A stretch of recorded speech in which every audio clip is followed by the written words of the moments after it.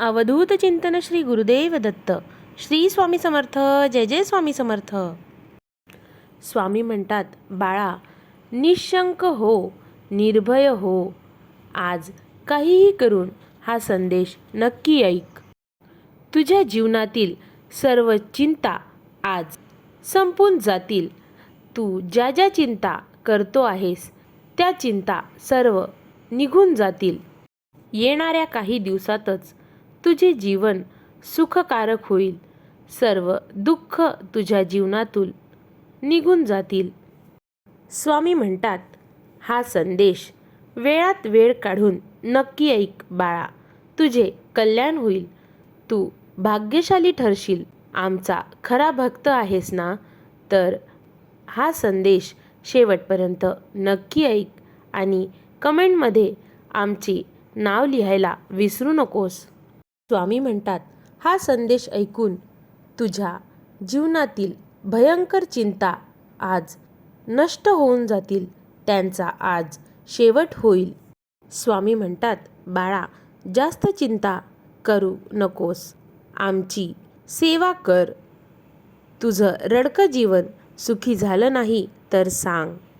तू नेहमी हा विचार कर की आपल्यासोबत सगळं चांगलं होईल आणि सर्व काही ठीक होईल. चिंता करू नको. स्वामी म्हणतात, बाळा, तू चिंता करू नको. फक्त माझे चिंतन कर. तुझी चिंता करायला आम्ही बसलेलो आहे. स्वामी म्हणतात, बाळा, तुझं पण चांगलंच होईल. हा मनात विश्वास ठेव आणि तुझे कर्म चांगले करत राहा.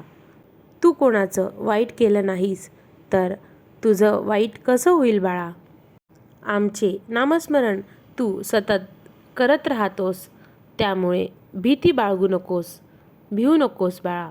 स्वामी म्हणतात, बाळा, जीवनामधील नकारात्मक आणि वाईट गोष्टी आपण एक एक करून काढून टाकायला सुरुवात केली की आपोआप आयुष्यामध्ये चांगल्या गोष्टीसाठी जागा तयार होते व आपल्यासोबतसुद्धा सकारात्मक गोष्टी घडू लागतात. स्वामी म्हणतात, बाळा, तू आमच्यावर अतूट श्रद्धा ठेवून प्रामाणिक प्रयत्न करशील तर अशक्य गोष्टीही शक्य होतील. स्वामी म्हणतात, चिंतेप्रमाणे शरीराचे शोषण दुसरे कोणी करू शकत नाही. चिंता नको, चिंतन कर बाळा. चिंता करण्यात वेळ वाया घालू नको. तोच वेळ आमच्या नामस्मरण करण्यात सत्कारणी लाव.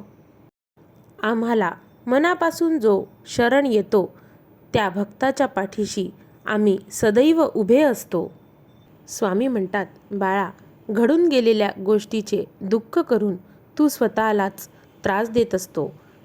गेलेल्या गोष्टीकडे पाहत राहण्यापेक्षा पुढील मार्ग कसा येईल ते बघावं.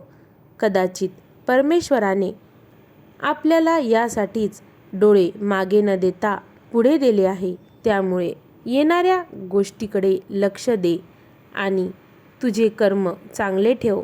सत्कर्मी लोकांचा विचार करून तुझे जीवन आनंदात जाईल. स्वामी म्हणतात, बाळा, अहंकार आणि लोभ हे माणसाच्या दुःखाचे सर्वात मोठे कारण आहे. जो अनन्य भावाने आम्हाला शरण येतो त्यांना आम्ही मार्गदर्शन आणि अनुभूती देतो. अहंकार आणि लोभापासून दूर राहण्यास मदत करतो. हे तितकेच सत्य आहे. आमची अनुभूती येणे आणि आशीर्वाद लाभणे या गोष्टी म्हणजे अमृत मिळणं होय. म्हणून सदा आमचे नामस्मरण कर. तुझे जीवन कायम सुखी होईल. स्वामी म्हणतात, बाळा, जेव्हा जीवनामध्ये खूप संकट येऊन पण तू खंबीरपणे उभा असशील ना, तेव्हा समजून जा की आम्ही तुला सांभाळून घेतलं आहे.